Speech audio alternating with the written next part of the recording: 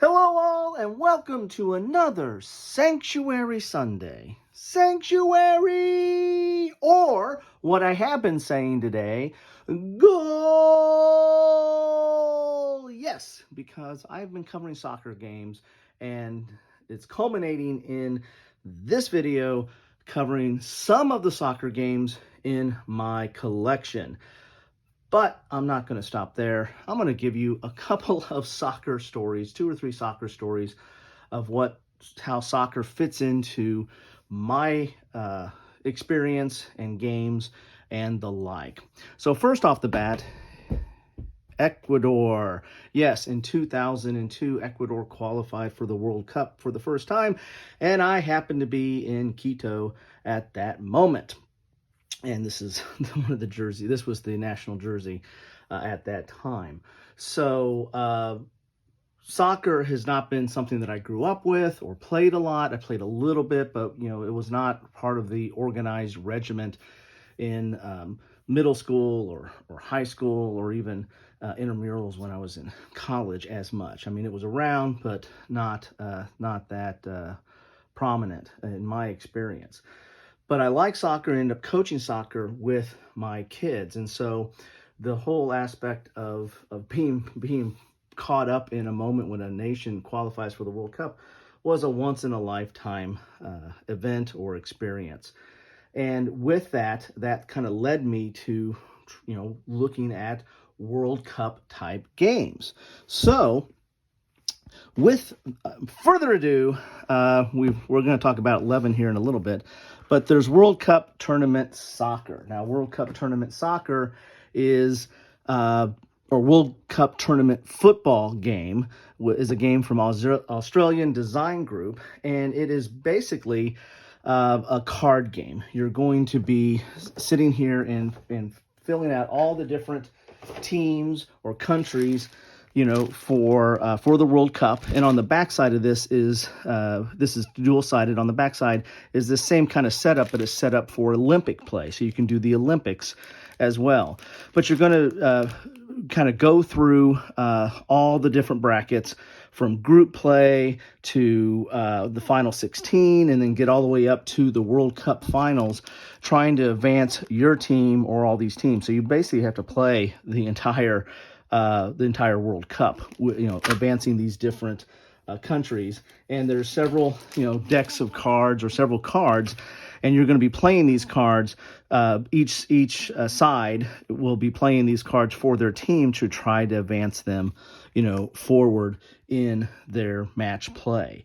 The rules aren't very complicated. They are 4 pages, dual column, kind of small print, but really not that complicated a game. You're putting out the teams, you're laying out the matchups, and then you're playing cards for each of the individual matches. So it does give you some feel for the World Cup play, and then on the backside is the Olympic play. So, my experience of actually going to a World Cup, that was quite an experience, and end up playing. End up having a great appreciation for soccer having done that. My second story, I guess I should say, is dealing with or having a friend who played soccer in college, a avid soccer fan. And when I was single, I lived in this neighborhood and I had the bachelor pad. And so I had these, all the other married folk or married men would come over to my house because I had a full bar, full basement, and they would stay for hours. We'd eat pizza, we'd play PlayStation, and or watch pay-per-view fights or what have you, whatever, grown single men, I was the only single guy in the group, do. But one of them was an avid soccer fan, and so we played a lot of FIFA soccer on the PlayStation. And every time he would score a goal, he would run around my basement, narrowly avoiding kicking over open pizza boxes, beer bottles, or beer cans that were sitting around. But I would just get a kick out of how much fun and exuberance he had in playing soccer electronically, but reliving, I guess, some of his glory days from when he played soccer in college. So when I started having my kids and having them play soccer, because soccer was much more prominent or prevalent when my kids were of in that early age, anywhere from 7 to 12 and starting to play soccer. At one point, I ended up coaching a soccer team, and so that was an interesting experience. I was basically kind of the bench coach, and then the coach had to leave, and since I was the bench coach, I got promoted. Lucky kids. But the around that time too, or not too far after that, I found another game that was kind of interesting. And if you've watched my other videos, we can show the back of this here so you can see you've got the Olympic side on this as well. But I had a sorry about that. Found another game which, if you watch my other videos, you'll notice that match attacks. That I had that for basketball. That was in my basketball. I had that in football. I had that in baseball. So this is kind of a tops trump type game. It's not especially accurate or involved any kind of play there. In fact, here's how you can play it, and there's actually several ways to play it. But basically, there's numbers on these cards, and it's almost like a mini game of war. You're going to be matching up some of these different numbers, and it's either like war or like suits, that you might match up and try to beat the other side. And there's some different kind of rules and how to play, and how you can do different ways of play. And this is just one of them, but there was like an online rules, or there's actually some cards that had that talked about how to play, and we can download codes and all that other fun stuff.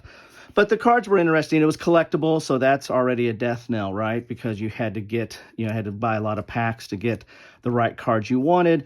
But this was interesting because it was starting to get me into it. This was reminiscent of my friend running around celebrating his goals, and it started getting me to follow like Premier Play and some of the other professional level type soccer, and so I was kind of starting to follow that a little bit, and at the same time coaching my kids' team in that regard.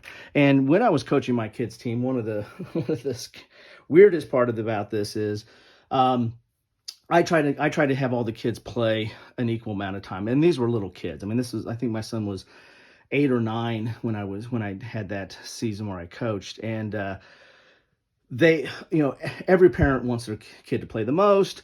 In fact, since I was coaching, my kid played less than other kids because I was so conscientious about trying to make sure everybody got enough time to play. And there was a couple of kids that were much better than the others. They got more play time just because they were moving the team forward, right? But I try to get everybody a chance to play because they're learning, right? And but I had one mother come up to me, and since her son was a real pill and would disrupt practice, would not do anything that I say, would not follow the drills.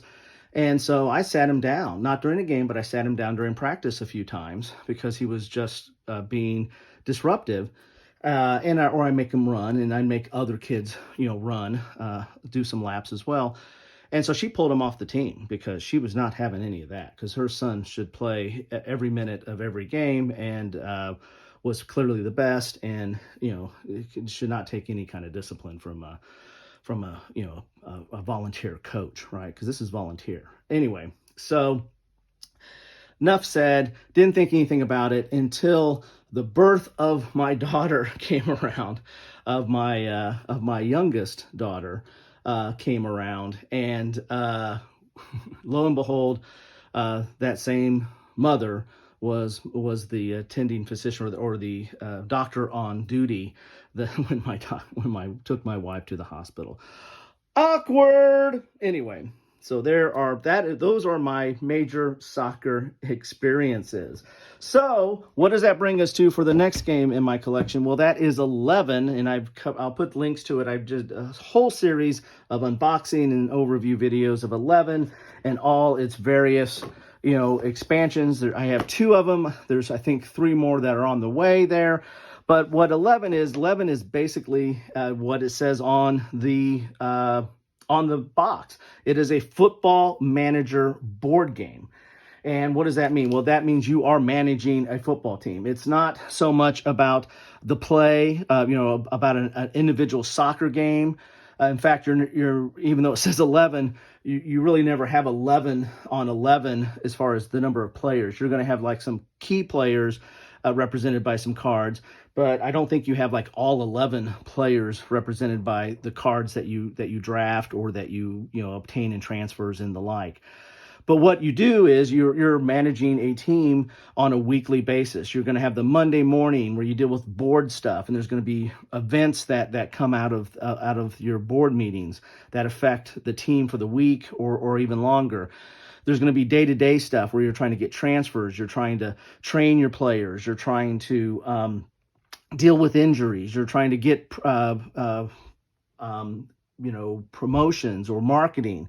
And as I showed you on that jersey, that marathon, well, that was one of the big sponsors for the Ecuadorian national team. It's a really big sports chain down there.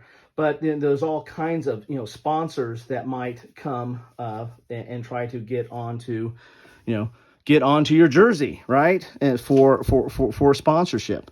So so that might be one aspect that you do, is trying to get sponsors and either put it on billboards or actually maybe even put it on your jersey or try to get new players or trying to get transfer or trade for players or the like. So it's all about the management of a franchise or a club, and not so much about the individual games. But then there's a game within the game. At the end of the week, you're going to play a match, and all the stuff that you've done during the week to get players ready or to get new players or to promote players, then then there's a little bit of game strategy and how you pick your formation and lay out your players and who you match up against. So this is really a management sim game and not a actual soccer game where you play a game of soccer. And if you notice, out of any of my games here, you really don't play a game of soccer. It's relatively abstract in most of the games that I have shown you so far. Which brings us to my last game that I want to talk about today, and actually my last story, and that is all-time championship soccer. If you can kind of see that there. All-time championship soccer, 2010. You can play as 1 to 32 players. Yes, this is a game of my own design. I designed this in 2010. It's on Board Game Geek. I'll put a link to it down below. But basically, all-time championship soccer was kind of a challenge. I had a paralegal that was working for me, which was a huge soccer fan. Followed the World Cup, followed the Premier League, followed all the professional stuff, and was just a huge soccer fan. And the World Cup was coming up in 2010, and he kind of got me excited about getting into the World Cup and following it. And it was the first, other than going to Ecuador and being there, I guess, when they qualified. I just loosely followed the World Cup. I'd kind of watch it when it was on, but it wasn't, United States was always out very early or not even in, so it didn't hold as much attention for me. And but this time I was going to follow it and try to get up to speed on it. And I had my designer juices flowing at the time, so I decided to, actually design a game. And I wanted to design a game and have it playable and play tested, well, somewhat play tested, before the World Cup ended. So I actually started this as the World Cup. I think I started this like the week before the World Cup started, or around the same time. And I actually, published this before the World Cup was over. So yeah, so that's my excuse. If you find a lot of errors or flaws in it, well, that's what was going on there. But basically, this is again, this isn't an actual individual game as far as you're making a lot of choices well, you are making choices on formations and the like, but you're not doing like individual tactics in the game as much. But this is the one that comes closest out of any of these games that I've showed you here today. But it's basically you're going to take one of the World Cup teams, and I did a bunch of historical, or several bunch, that's very technical. I did several historical teams from past World Cups, including, the teams that were in the World Cup that year.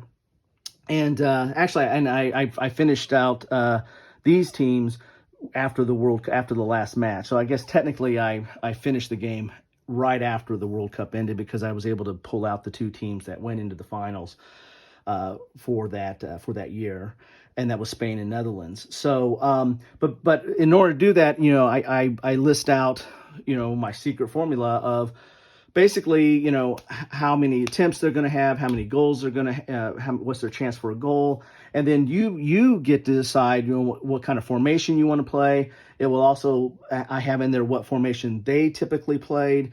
And so basically you're doing what the World Cup tournament football game, this game right here, because I made this game before I even got this game, but you're kind of doing the same thing here, is where you're going to play a World Cup match.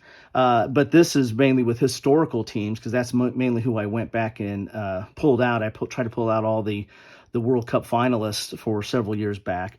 But they're going to play based on the statistics of the way they performed in that World Cup. So this is more of a statistical sim, like what we saw in my baseball with Stratomatic, or in football with Status Pro, or basketball with Status Pro. In those games, this is more of a statistical simulation, but it's really abstracting it because it's doing just one game. You're just doing one game at a time, and you're not doing a lot of the individual stuff. I have a lot of optional rules in there, like marking and other things that you might make some tactical decisions, or might have a lot more to tactical decisions other than just rolling on a chart. But this is highly abstract. So anyway, that is my soccer games that I wanted to share with you on Sanctuary Soccer Sunday. And hopefully I scored a goal. No, I won't do that. Hopefully I've shared a little bit about my experiences with soccer, but also some of the games that I've experienced. And I know there's a ton out there, so feel free to put your list of what your favorites were and which ones you play. Notice that I didn't play I don't have any that are into the actual game of soccer, playing the game and passing and kicking and set plays and corners and all that other stuff. I don't have a game that really does a lot of that. My game that I designed has some of those options, but again, is highly abstract. Anyway, thanks so much for spending some time with me on this Sunday. Hopefully you got your soccer fix. I did everything I had about soccer, or most of my games on soccer. I left out a few that these were ones I wanted to talk about that tied up with some stories I wanted to share with you. So anyway, thanks again for stopping by. The best way I know you stop by, drop a comment. Let me know what you think about any of these games, or about soccer in general, or about all the things I missed. Love to hear about it. Thanks so much. Have a good one.